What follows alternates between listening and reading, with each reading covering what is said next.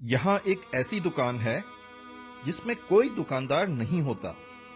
اس میں کوئی شخص مال لا کر بھی نہیں رکھتا بلکہ وہ خود بخود آ جاتا ہے. اس دکان کی کوئی حفاظت بھی نہیں کرتا لیکن یہ ہر قسم کی چوری اور ڈاکے سے محفوظ رہتی ہے. یہی نہیں بلکہ اس دکان پر بکنے والی اشیاء جس فیکٹری میں تیار ہوتی ہیں اس میں بھی کوئی کام کرنے والا نہیں ہے. خود ہی ساری مشینیں چل رہی ہیں اور طرح طرح کی چیزیں ان میں سے نکل رہی ہیں. اور تو اور ان مشینوں کی کوئی رکھوالی بھی نہیں کرتا، حتیٰ کہ اس پوری فیکٹری کا کوئی مالک تک نہیں ہے. میری بات تو خیر چھوڑیں، لیکن اگر یہ بات آپ کو دنیا کا بڑے سے بڑا فلسفی یا دنیا کی تمام یونیورسٹیز کے پروفیسرز مل کر بھی کہیں تو کیا آپ ان کا یقین کر لیں گے؟ یا آپ کا خیال یہ ہوگا کہ ان سب کا دماغ چل گیا ہے؟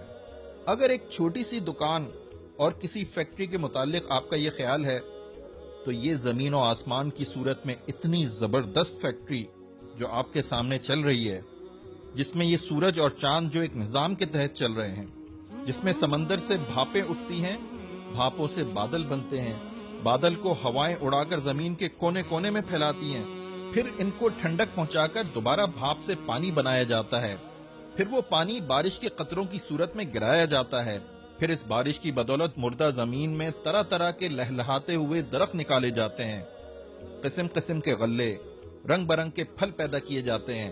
اس فیکٹری کے متعلق آپ کیسے مان سکتے ہیں کہ یہ سب کچھ کسی بنانے والے کے بغیر خود ہی بن گیا ہے اور کسی چلانے والے کے بغیر خود ہی چل رہا ہے؟ آدمی کا جسم جن اجزاء سے بنا ہے ان میں آئرن، کیلشیم، پوٹیشیم، فاسفورس اور اس طرح کی کئی اور چیزیں ہیں.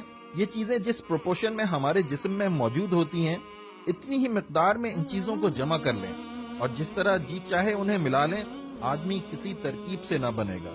پھر یہ کیسے مانا جا سکتا ہے کہ ان بے جان چیزوں سے مل کر دیکھتا، بولتا، سنتا، چلتا پھرتا انسان بغیر کسی بنانے والے کے بن گیا؟ ماں کے پیٹ کی ایک چھوٹی سی فیکٹری میں کس طرح یہ انسان تیار ہوتا ہے؟ وہاں اسے ماں کے خون سے ہی غذا ملتی ہے، لیکن ماں کی حکمت کا اس میں کوئی دخل نہیں. وہیں اس آئرن، کیلشیم، پوٹیشیم اور فاسفورس وغیرہ کی ایک خاص مقدار جمع ہو کر گوشت کا ایک لوتھڑا بنتی ہے.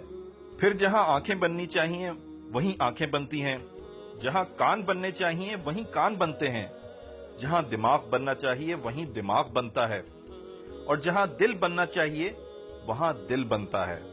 ہڈی اپنی جگہ، گوشت اپنی جگہ، غرض اس فیکٹری میں ایک ایک پرزہ اپنی اپنی جگہ پر ٹھیک بیٹھتا ہے. پھر اس میں جان پڑ جاتی ہے، دیکھنے اور سننے کی طاقت، چکھنے اور سونگھنے کی طاقت، بولنے اور لکھنے کی طاقت، سوچنے اور سمجھنے کی طاقت، اور نہ جانے کتنی بے حد و حساب طاقتیں اس میں بھر جاتی ہیں. اس طرح جب انسان مکمل ہو جاتا ہے تو پیٹ کی وہی چھوٹی سی فیکٹری جہاں 9 مہینے تک وہ بن رہا تھا خود اسے باہر دھکیل دیتی ہے. اس فیکٹری سے ایک ہی طریقے پر لاکھوں انسان روز بن کر نکل رہے ہیں، مگر ہر ایک کا نمونہ جدا ہے، شکل اور رنگ جدا، آواز، قوتیں اور قابلیتیں جدا، طبیعتیں اور خیالات جدا، اخلاق اور صفات جدا. یہ ایک ایسا کرشمہ ہے جسے دیکھ کر عقل دنگ رہ جاتی ہے. اس کرشمے کو دیکھ کر جو شخص بھی کہتا ہے کہ یہ کام کسی زبردست حکمت، زبردست قدرت، زبردست علم اور بے نظیر کمالات والے اللہ کے بغیر ہو رہا ہے، یہ ہو سکتا ہے، یقیناً اس کا دماغ درست نہیں.